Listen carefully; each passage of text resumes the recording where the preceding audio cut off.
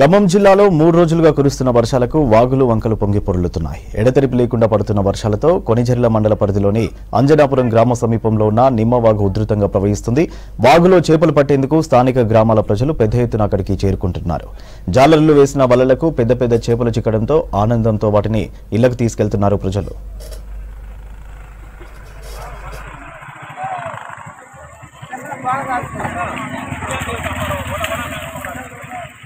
Hey,